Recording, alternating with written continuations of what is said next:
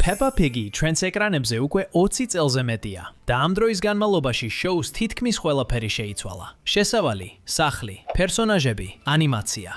არაფერი გამოიყურება ან იგრძნობა ისე, როგორც 2004-ში იყო და დღეს ჩვენ ზუსტად განვიხილავთ, როგორ განვითარდა Peppa Piggy და ზოგიერთი ეს ცვლილება ნამდვილად გაგაკვირვებთ. დავიწყოთ იქიდან, სადაც ყველაფერი დაიწყო. Peppa Piggy-ის პირველი სერია 2004 წელს გავიდა ეთერში, მაგრამ შოუ რეალურად 2 წლით ადრე, 2002 წელს, ანიმატორებმა Neville Astlem და Mark Baker-მა შექმნეს. და ორიგინალი ვერსია განსხვავდებოდა იმისგან, რასაც დღეს ვიცნობთ. პირველივე პილოტურ სერიაში მთხრობელი პეპას და მის ოჯახს გვაცნობდა. ის ფაქტობრივად აღწერდა ღორის ოჯახის ყველა ქმედებას. დიალოგი ძალიან ცოტა იყო. მთხრობელი ასევე აღწერდა პეპას, როგორც ცოტა მეთაურობას მოყვარულს, მაგრამ მაინც შესანიშნავდას და მშვენიერ შვილს. ზოგიერთ პეპა შეიძლება ცოტა ზედმეტად მეთაურობას მოყვარული იყოს. როცა შოუს ოფიციალური პრემიერა 2004 წელს შედგა, ის უკვე სრულიად განსხვავებულად გამოიყურებოდა და იგრძნობოდა იმ ორიგინალური იდეისგან და მას შემდეგ არასდროს შეწყვეტია ცვლილებები. ერთ-ერთი ყველაზე დიდი და თვალსაჩინო ცვლილება შოუში სახლია. 20 წლის განმავლობაში ღორის ოჯახი ცხოვრობდა უბრალო, ერთი ნაწილისგან შემდგარ სახლში, რომელსაც ყვითელი კარი ჰქონდა და გორაკის მარცხენა მხარეს იყო მიმართული. ეს იყო ყველაფერი, მაგრამ ეხლა სახლი სრულიად განსხვავებულია. შესასვლელი მარჯვენა მხარეს გადავიდა. გამოჩნდა ახალი ფანჯრები, დაემატა ავტოფარეხი. მიუხედავად იმისა, რომ ოჯახი ალბათ არასდროს გამოიყენებს მას მანქანის დასაყენებლად. ეხლა ბაღში ბავშვებისთვის სასრიალოც არის. ძველ სახლს სახურავზე ტელევიზორის ანტენაც ჰქონდა, რომელიც ახლა აღარ არის. შიგნით კი ცვლილებები ისეთივე დიდია. ეხლა უფრო დიდი სამზარეულოა, სრულიად ახალი მისაღები ოთახი, ბრტყელი ეკრანის ტელევიზორით. სამივე ბავშვს კი ცალკე საძინებელი აქვს. ღორის ოჯახმა სერიოზულად გააუმჯობესა საცხოვრებელი. და რადგან სახლიც შეიცვალა, შოუს დასაწყისიც შეიცვალა მასთან ერთად. ძველ შესავალში Peppa შოუს ლოგოს ზემოთ იდგა და შემდეგ ეზოს ბალახში ვარდებოდა. მაგრამ ახალ ვერსიაში, რაც პირველად გვხვდება, ეს არის ახალი სახლი და Peppa პირდაპირ იქიდან გამოდის. ცა უფრო ნათელი და ლურჯია და ის, როგორაც Peppa თავის ოჯახს გვაცნობს, სრულიად განსხვავებულია. ადრე თითოეული პერსონაჟი ღრუტუნებდა, მაგრამ ახლა აღარავინ ღრუტუნებს. ისინი უბრალოდ იცინიან. ჯორჯი ადრე პეპასკენ გარბოდა და მის წინ ჩერდებოდა, მაგრამ ახლა ის პირდაპირ მასზე ისვრის, თავს და ძირს ვარდება. და რადგან პატარა ევი ეხლა ოჯახის წევრია, პეპა კადრში საბავშვო ეტლს შემოაგორებს. მშობლებმაც კი ადგილები გაცვალეს. დედაღორი ადრე მარცხნიდან შემოდიოდა, ხოლო მამაღორი მარჯვნიდან, მაგრამ ახლა მათ ადგილები გაცვალეს. პატარა ცვლილებებია, მაგრამ როცა ერთხელ შეანჩნევ, მერე სულ თვალში მოგხვდება. როცა პეპა ჰორი პირველად დაიწყო, ოჯახი მარტივი იყო. მხოლოდ 4 წევრი ჰყავდა: პეპა, ჯორჯი, დედა ჰორი და მამა ჰორი. და მათ გარდა ყავდა ბებია და ბაბუა ხორი, ბიძა და დეიდა ხორი, ბიძაშვილი ქლოი და პატარა ალექსანდრე, მაგრამ ნელ-ნელა ეს შეიცვალა. დეიდა დოტი იყო პირველი ახალი დამატება ხორების ოჯახში. მას ჯერ კიდევ 2011 წელს ახსენებდნენ, მაგრამ სერიალში სრულად მხოლოდ 2025 წელს გამოჩნდა. აღმოჩნდა, რომ დედა ღორის დიდი ხნის დაკარგული და იყო, რომელიც სხვა ქვეყანაში ცხოვრობდა და შემდეგ მოვიდა ყველაზე დიდი ცვლილება, პატარა ევი. არავინ ელოდა მესამე ბავშვს და მისი გამოჩენა სრულიად შეცვალა ოჯახის დინამიკა. ჯორჯი ყველაზე პატარა შვილიდან შუათანა გახდა.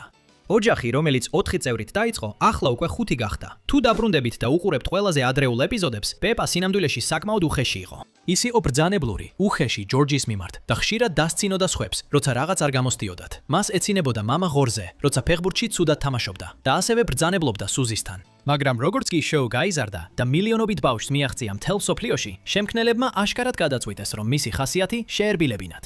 ახალი პეპა უფრო კეთილია, უფრო მომთმენი და ბევრად უფრო ყურადღებიანია მის გარშემო მყოფი ადამიანების მიმართ. ხანდახან ისევ აქვს ასეთი მომენტები, მაგრამ ის ავი მხარე, რომელიც მის ადრეულ პერსონაჟს განსაზღვრავდა, სრულიად გაქრა. ადრეულ სეზონებში სამყარო ძალიან პატარა იყო. პეპას ქალაქი, პარკი, ბაბუა ღორის ბაღი, სკოლა. ეს იყო ძირითადად ყველაფერი, მაგრამ 20 წლის განმავლობაში ყველაფერი შეიცვალა. გორის ოჯახმა უკვე იმოგზაურა საფრანგეთში, იტალიაში, ავსტრალიაში და თუნდაც ნიუ-იორკშიც კი. თითოეულ მოგზაურობას ახალი პერსონაჟები, ახალი კულტურები და ახალი ისტორიები მოქონდა, რომლებიც ადრინდელ სეზონებში ვერასდროს იქნებოდა მოთხრობილი. ახლა კი აი ცვლილება, რომელიც თითქმის არავის შეუმჩნევია.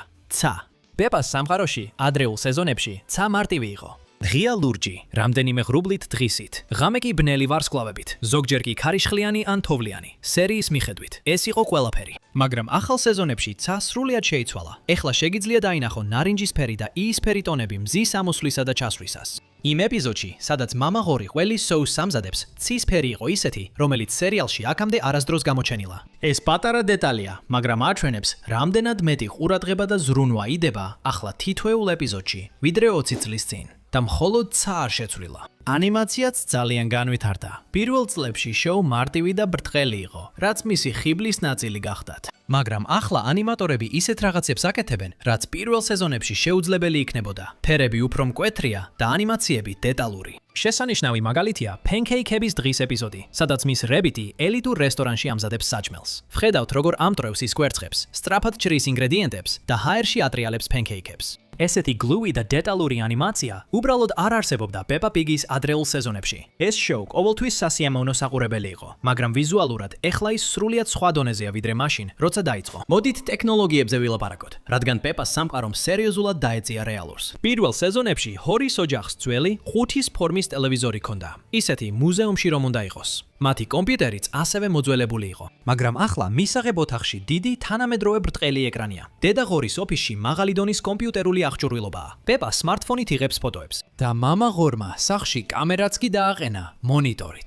ბავშვებისთვის განკუთვნილი შოუსთვის ის ფაქტი, რომ თანამედროვე ტექნოლოგიებს ედევნება, მართლაც მნიშვნელოვანია და შოუს გაგრძელებასთან ერთად კიდევ უფრო აქტუალური გახდება. ეხლა მანქანაზე ვილაპარაკოთ. შოუს დასაწყისში მამა ღორი წითელ კაბრიოლეტს მართავდა. მარტივი კლასიკური, არაფერს დაუწუნებდი, მაგრამ ერთ ფრეს სახში ახალი ლურჯი ელექტრომობილით დაბრუნდა და ამ მანქანას სახელიც ჰქონდა Roger. Roger-ს საუბარი შეეძლო, თავისითაც მართავდა მანქანას და ერთხელ თითქმის პარკირების ჯარიმაც მიიღო, რადგან პოლიციას არ ჰქონდა დარწმუნებული, რომ თვითმართვადი მანქანა მართლაც კანონიერია. თუმცა საბოლოოდ მამა ღორი ისევ ძველ წითელ მანქანას დაუბრუნდა, მაგრამ ეხლა კიდევ ერთი ცვლილება მოხდა. სერიაში სატესტო მგზავრობა მამა ღორი კიდევ ერთ ახალ ელექტრომანქანას ყიდულობს. ამჯერად სახურავით და საუბრის უნარის გარეშე. და განახლების მიზეზი სინამდვილეში ძალიან თბილია. მან ეს იმიტომ იყიდა, რომ ოჯახს მეტი სივრცე და უკეთესი უსაფრთხოება სჭირდებოდა პატარა ევის მოსვლისთვის. და ეს გვიყვანს ევიმდე, ერთ-ერთ ყველაზე დიდ ცვლილებამდე, რაც კი შოუში მომხდარა. არავინ ელოდა, რომ ღორების ოჯახს მესამე ბავშვი შეემატებოდა და მისი მოსვლა ნამდვილად შეცვალა სერიალის მიმართულება.